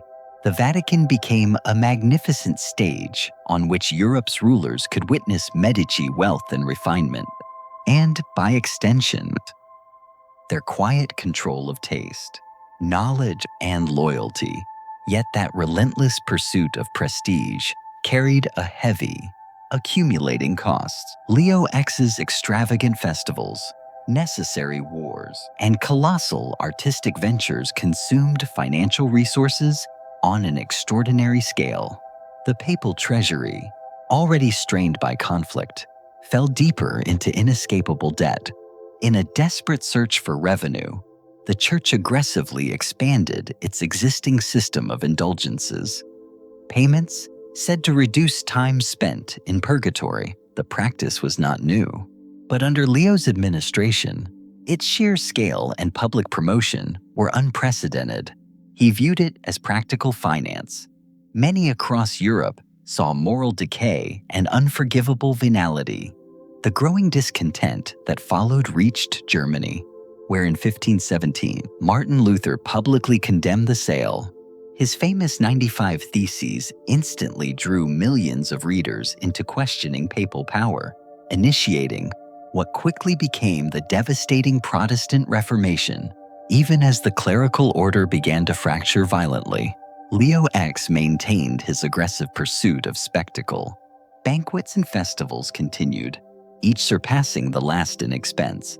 It was famously said that one feast required gold plates so valuable they were melted down immediately afterward and recast for later events, a literal reshaping of wealth between courses. For Leo, magnificence remained the primary language of legitimacy, yet the grandeur that glorified the Medici name also critically drained the Vatican's coffers, leaving the institution rich in art but desperately poor in coin.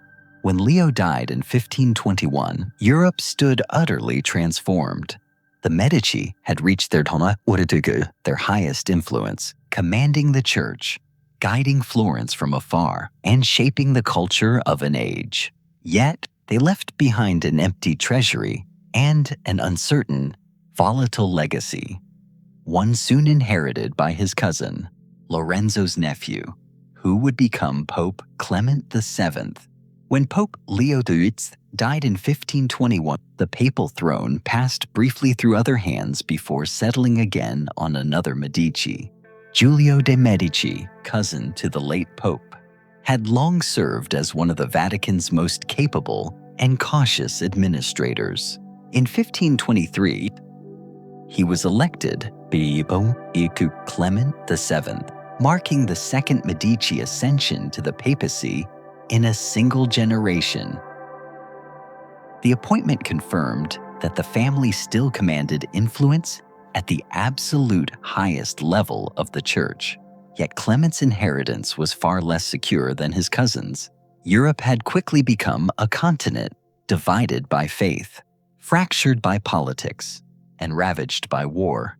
And the authority of Rome, once unquestioned, was under siege from all sides. Clement was cautious by temperament, a man who preferred delicate negotiation to open confrontation. He faced an almost impossible task. The Protestant Reformation, ignited 6 years earlier, had already spread across Northern Europe, undermining papal control over vast territories. At the same time, the long, simmering rivalry between King Francis III of France and Emperor Charles V of the Holy Roman Empire fractured the balance of power that held Italy in uneasy peace. Clement attempted to act as a permanent mediator, shifting alliances as needed to protect both the Papal States and Florence. His strategy relied entirely on sophisticated diplomacy in an age quickly losing patience for compromise. Initially, Clement leaned toward France, fearing that an alliance with the Holy Roman Empire would leave the papacy trapped under absolute Habsburg influence. When Francis I was defeated and captured at Pavia in 1525, the Pope found himself immediately forced to reconcile with Charles V to avoid complete isolation. But upon the French king's release, Clement dangerously changed sides again, joining the League of Cognac, a coalition including France, Venice, and Florence, hoping to limit imperial expansion in Italy. These constant reversals severely eroded trust on all fronts. By 1527, relations with the emperor had catastrophically collapsed. The breaking point came when imperial troops stationed in northern Italy mutinied after months without pay, drawn from Spain, Germany, and the empire's frontier lands. Many among them were fiercely Protestant soldiers with little reverence for the papal crown, marching south under the imperial banner. But acting entirely on their own desperation, they advanced relentlessly toward Rome. Discipline instantly disintegrated during the march, and when the starving, desperate army reached the city in May 1527, no single commander held control. The assault that followed the infamous sack of Rome became one of the darkest, most brutal chapters in Renaissance history. For several horrifying days, chaos ruled supreme. The attackers plundered homes, monasteries, and churches without mercy. Priceless manuscripts were destroyed, and sacred relics desecrated. Thousands of citizens died or were enslaved. The population shrank by nearly half within weeks. The Vatican itself was not spared. Entire collections of art and treasure vanished into the hands of soldiers. Pope Clement fled through a narrow, fortified passage to Castel Sant'Angelo, the fortress beside St. Peter's Basilica, where he took refuge for nearly a month. From his high vantage point, he watched smoke rise over the city that had once embodied divine authority. When the violence subsided, Clement was a prisoner of circumstance. To secure his eventual release, he paid an immense ransom and accepted the emperor's humiliating terms. The political independence of the papacy was effectively broken. Rome's devastation marked the decisive end of the Italian Renaissance's confident optimism. Patronage slowed to a trickle, artists fled north, and the Roman court turned from celebration to grim survival. Yet even in this ruin, Clement managed to secure one lasting act of legacy. He arranged the strategic marriage of his niece Catherine de' Medici to France's Prince Henry in 1533, a union that would later place a Medici on the French throne. Yet for Catherine, this royal alliance was initially a baptism by fire in a court that viewed her with open contempt. Arriving in France as a merchant's daughter, she faced years of humiliation as the king's mistress. Diane de Poitiers effectively eclipsed her at court. However, Catherine leveraged her Medici-honed survival instincts, eventually transforming from an isolated orphan into the Black Queen of France. The formidable matriarch who would steer the nation through decades of religious war and political intrigue. During his confinement, Michelangelo designed hidden passages connecting the Vatican to safer ground tunnels that still exist today beneath the city. They remain as silent evidence of how close the papacy came to extinction. Clement's reign ended in exhaustion, but ensured that the Medici endured. Their power had shifted irrevocably from popes back toward princes, a transformation that would decisively shape the family's next chapter. After the devastating sack of Rome and years of continuous Italian wars, Florence struggled desperately to define its future. The republican institutions that once guided the city had eroded beneath foreign influence and bitter internal division. By the mid-16th century, Florence had experimented with every form of government imaginable: communal, theocratic, and dynastic, and none had achieved lasting endurance. The turbulent experiment ended abruptly in 1537, when Duke Alessandro de' Medici, an illegitimate descendant of Lorenzo the Magnificent, was murdered by a cousin during a private visit. His death left the duchy leaderless and acutely vulnerable to collapse. The Florentine elite, exhausted by decades of instability, needed a successor who appeared pliable enough for them to control. Their search led them to a quiet teenager from a distant branch of the family tree, Cosimo de' Medici. Son of the famed soldier Giovanni dalla Banda Nere and Maria Salviati, only 17 years old. He arrived in Florence carrying more naive expectation than true authority. The city's ruling families believed they were selecting a mere figurehead, someone young enough to front their collective power without ever challenging it. Cosimo accepted quietly, expertly concealing his iron ambition behind courteous obedience. Within months, however, he demonstrated a grasp of politics and strategy that utterly stunned the same men who had elevated him. He moved quickly to neutralize opposition, reorganize the standing army, and secure absolute control of the city's fortresses. A rebellion led by former Republicans erupted at Montemurlo later that year, hoping to overthrow the young duke before his rule solidified. Cosimo's professional troops crushed the uprising decisively. The victory signaled that Florence's era of fragile republicanism was absolutely over. Cosimo understood that military strength alone could not secure legitimacy. He turned outward, seeking formal recognition beyond Florence's borders. Through careful diplomacy, he forged a crucial alliance with Emperor Charles V of the Holy Roman Empire, whose soldiers dominated much of Italy. By accepting imperial oversight in return for internal autonomy, Cosimo gained powerful, necessary protection.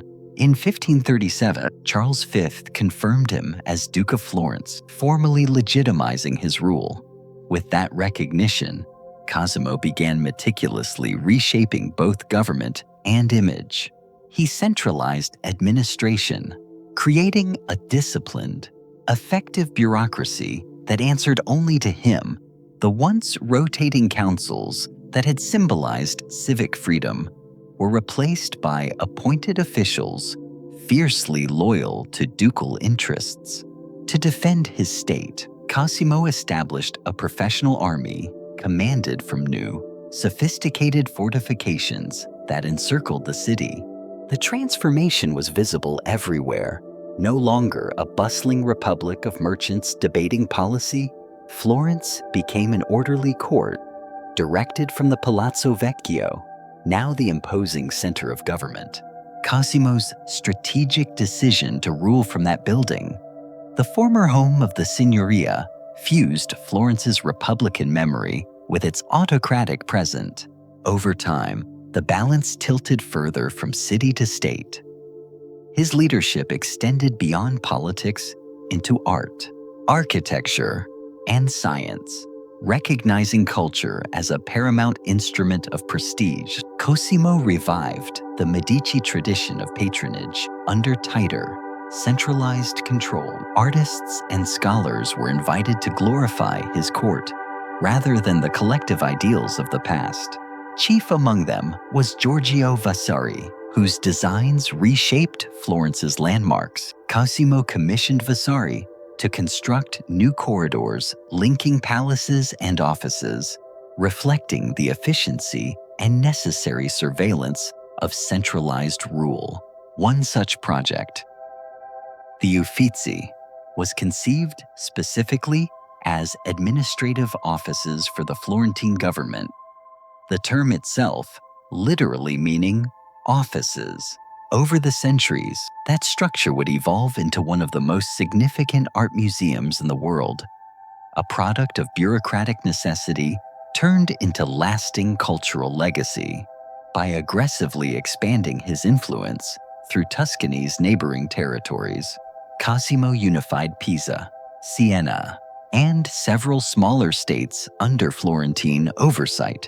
The achievement gave physical shape to what earlier Medicis had only imagined, a regional principality under one permanent banner.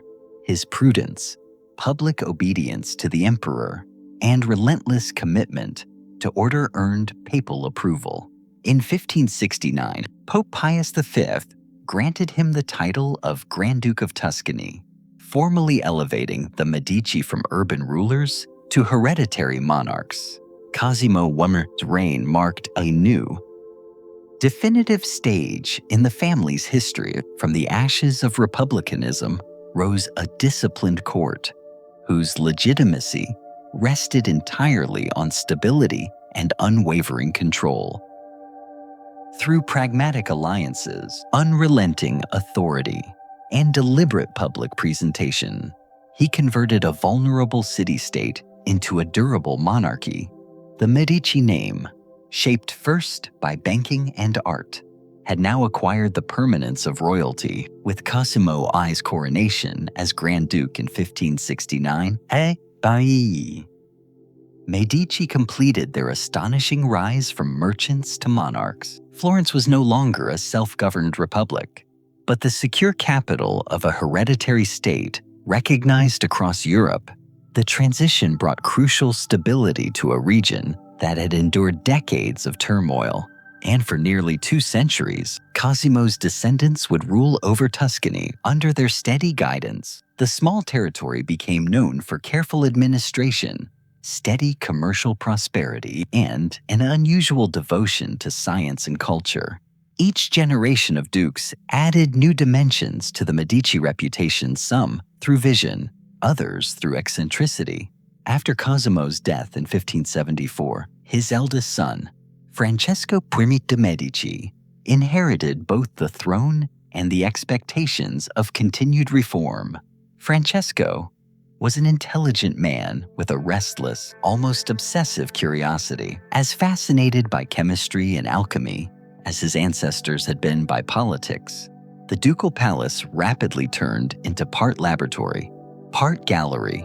He financed intense experiments in metallurgy and distillation, collecting strange minerals and complex mechanical instruments.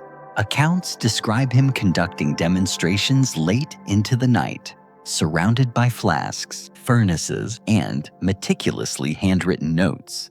His specialized interests even reached as far as developing an early form of porcelain through secret mixtures of clay and glass, an experiment that centuries later would gain renewed attention for anticipating techniques unknown in Europe at the time.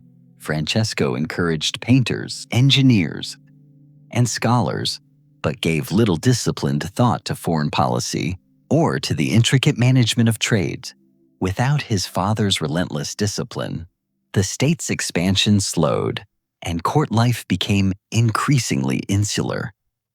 His controversial marriage to the Venetian noblewoman Bianca Capello, complicated by intense politics and social gossip, only deepened intrigue within the ducal household.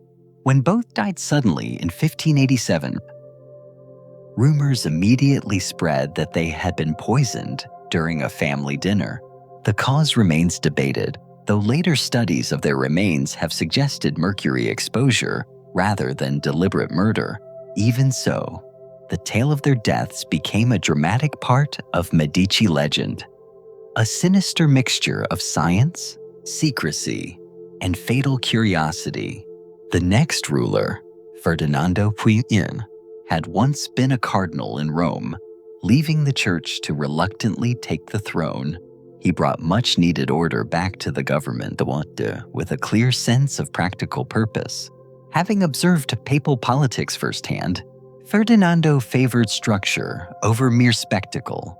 He reorganized finances, reformed taxation, and applied pragmatic measures to agriculture. Under his leadership, drainage projects reclaimed vast marshlands for farming, and irrigation networks dramatically improved harvests across the Arno Valley.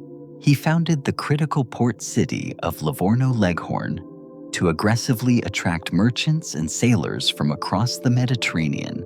By offering absolute freedom of religion and low customs duties, he drew refugees from Spain, Portugal, and the Ottoman world, transforming Livorno into one of Europe's most open and commercially successful ports. Even as commerce expanded, artistic life continued to flourish. The Medici tradition of intellectual patronage extended seamlessly into the sciences. Galileo Galilei found powerful support among them, famously demonstrating his groundbreaking telescope to Grand Duchess Christina. Their engagement with astronomy, anatomy, and music mirrored the new curiosity of the early modern period. Under Ferdinando and his successors, opera took definitive shape in Florence's theaters, merging poetry, instrumental composition, and staging in an innovative art form that would spread throughout Europe. By the late 17th century, the court had settled into comfortable, predictable elegance. The Florentine press published influential treatises on mechanics and optics, while foreign diplomats marveled at the duchy's vast libraries and sophisticated workshops. Yet, the later Medicis lacked the restless drive of their founders. Politically cautious and devoted to personal study, they preferred stability to ambition. The duchy remained peaceful, but inward-looking. More museum than power center, the dynasty still commanded immense respect.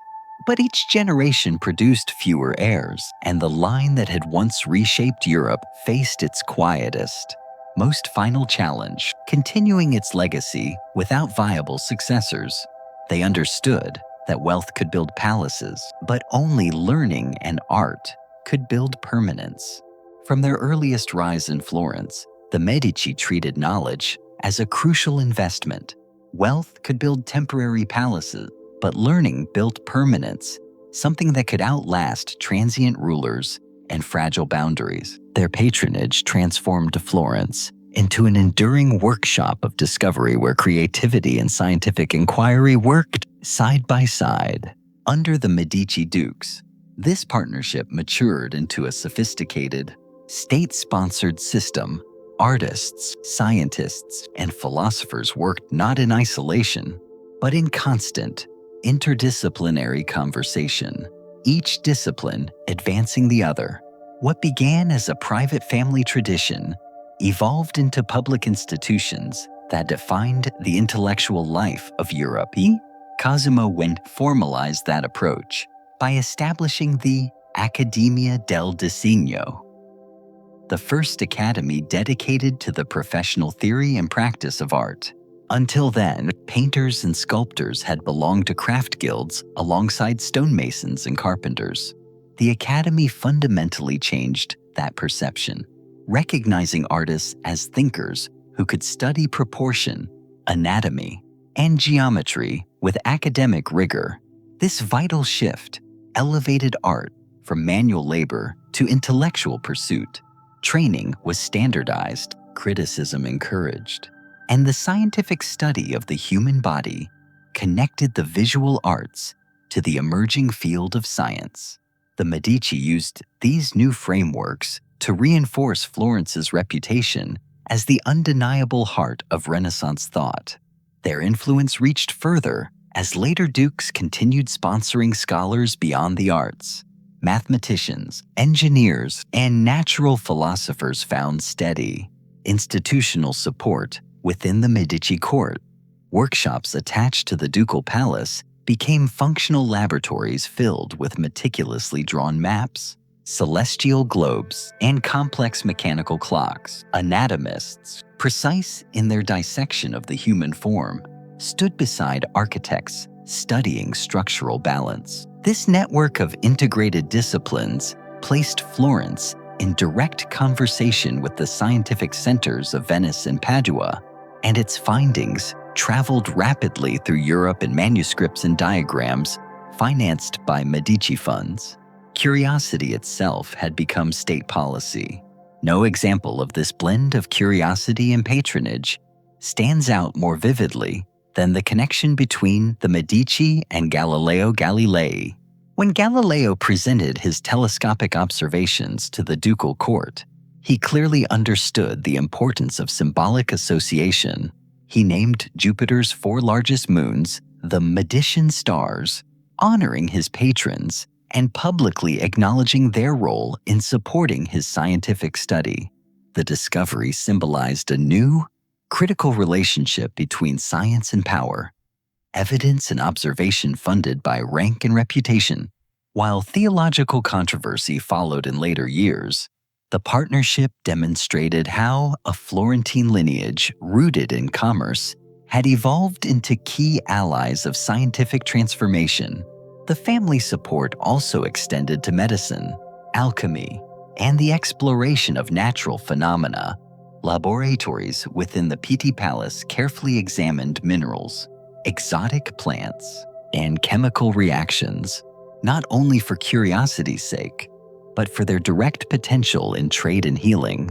Grand Duke Ferdinando II continued this focus through organized experimentation in thermodynamics and climate.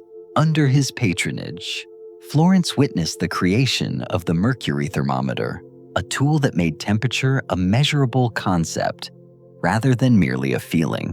That practical achievement revealed how the Medici viewed experimentation as an extension of policy and patronage, binding scientific precision to civic progress. While scientific inquiry thrived, the Medici maintained their allegiance to the arts. Masters such as Caravaggio, Vasari, and Bronzino found their work intrinsically intertwined with the family's pursuit of learning.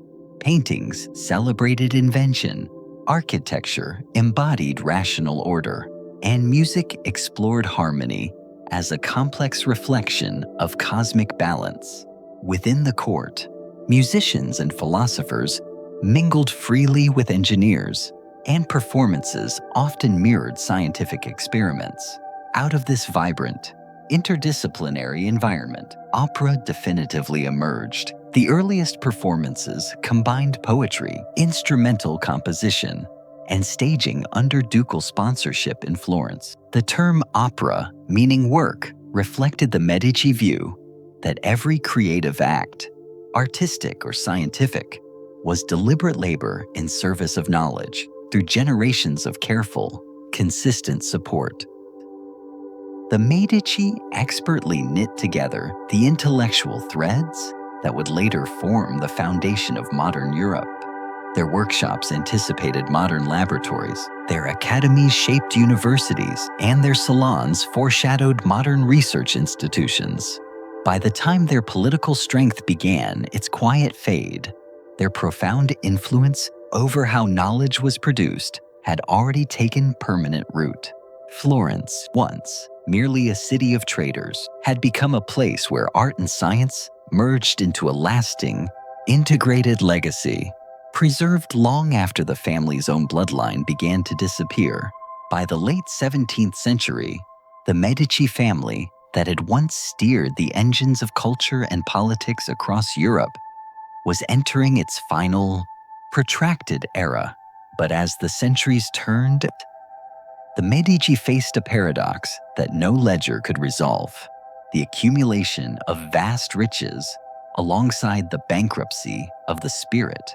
Wealth had survived, vitality had not. The fire that once drove them to shape history was demonstrably fading into a hollow inheritance. The dynasty remained immensely rich, surrounded by irreplaceable masterpieces, sprawling villas, and the undisputed prestige of centuries. But it was a hollow inheritance. The fierce confidence that had carried their ancestors to power through banking, diplomacy, and art had given way to deep fatigue. The Medici were still revered, their portraits still prominently displayed in Florence. Yet the fire that once drove them to shape history was demonstrably fading. Wealth had survived, vitality had not. The long decline revealed itself most clearly under Grand Duke Cosimo III de' Medici, who ruled from 1670 to 1723. He was meticulous and deeply religious, a man of strict personal habits and a conservative, often fearful outlook. His court followed rigid codes of conduct that actively discouraged the lively discussion and humanist curiosity that had defined earlier generations. While Cosimo's piety was undoubtedly sincere, it created a climate that suffocated innovation. His administration imposed heavy, draining taxes to sustain the court and the standing army, exhausting the local economy without investing in commercial growth. A combination of European war, famine, and punitive taxation slowed Florence's population, and the once busy workshops that had serviced the Renaissance emptied into silence. Trade across Tuscany declined as neighboring, more aggressive states drew merchants and skilled craftsmen away. The decay was not merely a failure of leadership, but a consequence of a seismic shift in global trade. While Florence remained locked in its traditional Mediterranean roots, the world's economic center was gravitating toward the Atlantic. The rise of London and Amsterdam as new maritime hubs rendered the Florentine wool trade obsolete. The Medici, once the masters of financial innovation, now found themselves ruling a stagnant museum, unable to compete with the sheer scale and aggressive colonial expansion of the burgeoning northern powers. The Arno's ports, once filled with voices from across the Mediterranean, echoed with reduced traffic. Even the city's artists turned inward, producing pious religious themes rather than bold, secular experimentation. Foreign observers noted that Florence appeared beautifully preserved, yet curiously lifeless. A city that had become a museum to itself. Cosimo III viewed moral order as Florence's highest mission. He banned certain public entertainments and emphasized strict discipline among the clergy, measures that reflected his belief in moral purity, but further suppressed what remained of civic energy. Within the ducal palace, family tensions grew acute. The Grand Duke constantly quarreled with his children and saw no capable heir ready to restore confidence. This tragic decay was personified in the final years of the direct male line. The last Grand Duke, John Gaston, lived in a state of reclusive alcoholic despair, often refusing to leave his bed for days. His marriage was equally bizarre. While he caroused at night, his wife, Anna Maria Francisca, developed a strange habit of spending her hours alone in the stables, talking to the family's horses. His eldest son predeceased him, leaving the younger Giangastone de' Medici to inherit the throne. Where Cosimo had been strict, John Gaston was withdrawn and deeply disillusioned. He assumed power in 1723 with little enthusiasm, already burdened by chronic illness and profound apathy. The decline of trade, exhausted finances, and loss of imperial influence left him a ruler of ceremony more than authority. He spent most days in seclusion, turning to books and conversation with a small circle of companions, while delegating governance to cautious ministers. Court life dwindled almost completely during his 14-year reign. The elaborate banquets, musical performances, and diplomatic gatherings that once showcased Medici prestige disappeared. Musicians went unpaid, and the academies founded by his ancestors struggled desperately to find patronage. The great residence's Poggio a Caiano stood half-used, their halls preserved carefully, but without active purpose. Wealth remained, but the dynamism that had given the Medici meaning was gone. The army shrank to a token force, and foreign powers quietly negotiated the future of Tuscany in anticipation of Giangastone's inevitable death. When that moment came in 1737, the end arrived without ceremony. John Gaston died childless, closing the direct Medici male line after nearly 3 centuries. True to his withdrawn nature, he requested no public funeral. The city mourned privately as Austria confirmed its acquisition of the Duchy.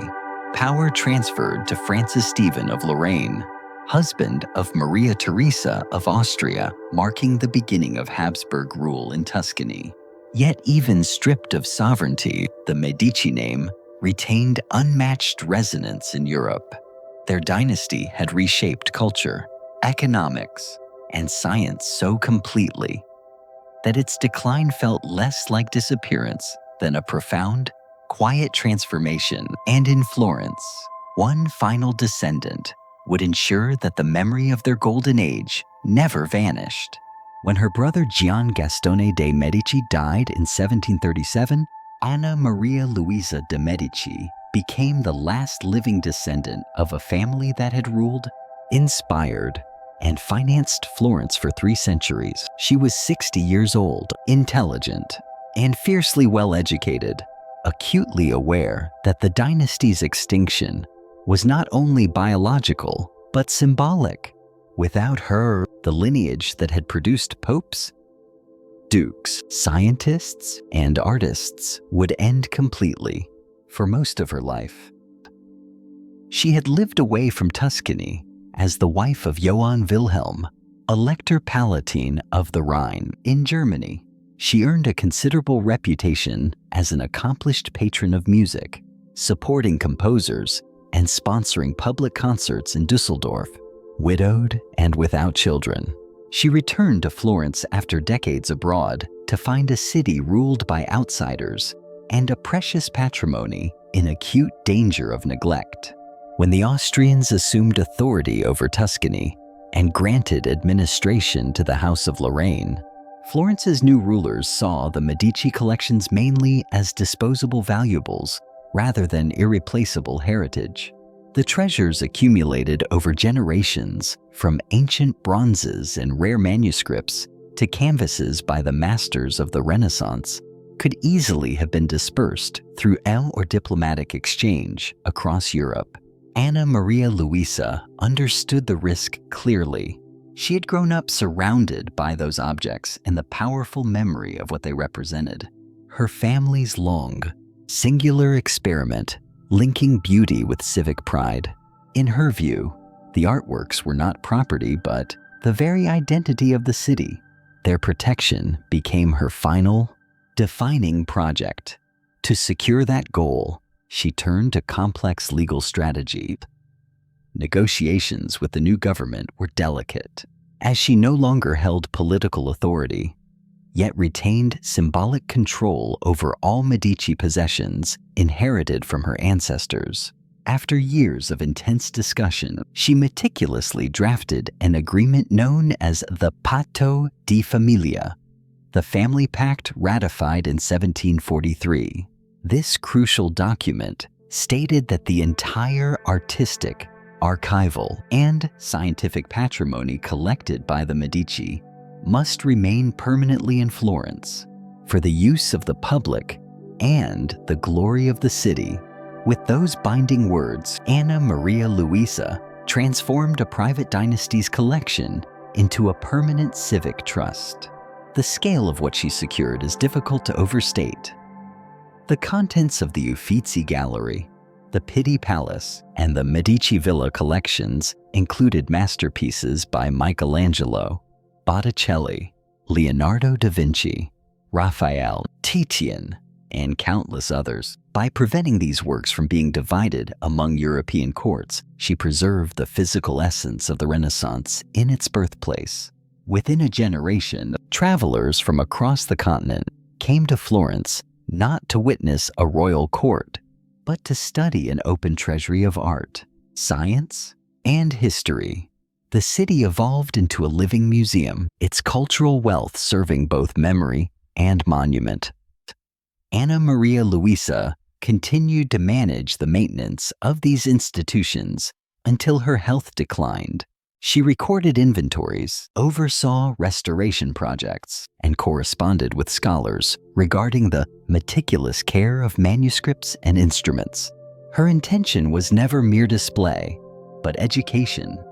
The same principle her forebears had followed when they sponsored artists and thinkers to elevate civic life. The terms of her family pact remain legally binding to this day. No major artwork from the Medici holdings can be permanently removed from Florence. She died in 1743, 6 years after her brother, bringing the Medici bloodline to its quiets, dignified close. Yet the act she signed ensured that Florence retained the heart of its history. Dite tarushti quota.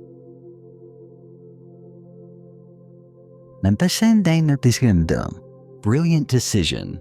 She succeeded where wars and princes had failed, preserving the achievements of her family, not as relics of rule, but as a public, permanent inheritance. Anna Maria Luisa showed that legacy could outlast lineage. Through her will and intellect, the Medici presence would remain part of Florence forever. Chapter 13. Conclusion. Why the Medici still rule history. After 3 centuries of ambition, relentless invention, and political mastery, the Medici dynasty left Florence with something far greater than material wealth. They gave the city an identity built on intellect, curiosity, and boundless creativity. Under their pervasive patronage, a modest trade republic evolved into a center of global influence where art, science, and politics merged into a durable, functional legacy. Florence, under the Medici, became a civic experiment that defined what a culture could achieve when concentrated talent met strategic resources. Their history reads as an essential outline for the modern state. Its values are still visible in the rhythm of city life and the defining ideas that developed there. The transformation began with a foundational understanding that beauty and knowledge could serve as potent instruments of power. The Medici used their massive fortune not simply to decorate their surroundings, but to strategically build an environment that perpetually produced thinking minds. Architects, sculptors, and scholars gathered in Florence because the family created the economic and intellectual conditions for radical new work to thrive. From Brunelleschi's dome crowning the cathedral to Botticelli's Birth of Venus and Michelangelo's David, each masterpiece carried with it a powerful record of civic pride. These were not isolated triumphs, but part of a deliberate, unifying program that joined art with civic identity. In doing so, the Medici taught Europe that creative achievement could legitimize authority as surely as ancestry. Their wealth as global bankers provided that necessary foundation. Through it, they financed what today would be called public infrastructure libraries and universities. These institutions turned Florence into a working classroom for the continent, strategically spreading ideas of humanism and logical inquiry. The influence extended far beyond painting or sculpture, decisively entering the realms of philosophy, theology, and economic theory. The sophisticated use of credit and double-entry bookkeeping, perfected under Medici supervision, allowed merchants to plan, cities to grow, and states to manage debt with a sophistication previously unseen. Their economic innovation became the hidden skeleton that supported Renaissance culture. Curiosity anchored their power as much as coins did. Later generations turned their disciplined attention to the natural world, fostering the early stages of the scientific revolution. Figures like Galileo Galilei found in the Medici a source of stability that made dangerous discovery possible. By supporting his telescopic research, Bamendera,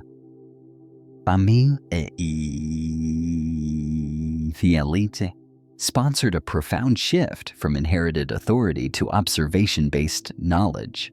Their backing extended to Evangelista Torricelli, who refined measurements of air pressure, and Francesco Redi, whose controlled experiments fundamentally challenged accepted ideas about the nature of life itself. The Medici court, though political, functioned as an active scientific workshop where evidence replaced superstition. Intellect shaped their diplomacy as well. Medici rulers balanced ambition with subtlety, mastering the complex negotiations that allowed a single city-state to survive among massive empires. Their signature style of governance directly influenced Niccolò Machiavelli, whose writings examined how power could be maintained through perception and adaptability, concepts drawn from close, acute observation of their rule. Even long after the dynasty's political decline, European statesmen copied the efficiency of their patronage model, seamlessly blending culture and bureaucracy to legitimize authority. The foresight of Anna Maria Luisa de' Medici ensured that this collective achievement did not disperse with the extinction of the family line. Her family pact legally bound the treasures of Florence to the city itself, transforming private wealth into a permanent public trust. Because of that seminal act, the Uffizi Gallery, near the Pitti Palace, the Palazzo Vecchio, and the Medici chapels still hold the tangible evidence of their vision. Every visitor walking beneath Brunelleschi's dome or across the Ponte Vecchio continues to encounter the reach of that colossal legacy. The family's coat of arms, the 6 red spheres, remains quietly embedded in doorways and fountains, a constant reminder that Florence's identity was ultimately built through their generational decisions. The Medici story endures not as a tale of mere domination, but of powerful ideas converted into permanent, functional structure. Their rule faded, but the empire they imagined, founded on culture, curiosity, and intellect, still governs how the world defines civilization. From bankers to kings, the Medici didn't just rule Florence. They reinvented civilization. Their art, ideas, and ambition shaped the world we still live in today. If you enjoyed this journey through history, subscribe, drop a like, and stay tuned for more stories that built our world. From bankers to kings, the Medici didn't just rule Florence. They reinvented civilization. Their art, their ideas, and their ambition shaped the world we still live in today.